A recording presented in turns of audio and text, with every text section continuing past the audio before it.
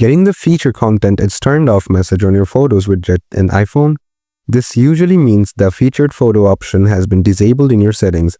In this video, I'll show you how to fix this and get your Photos widget back to displaying featured content.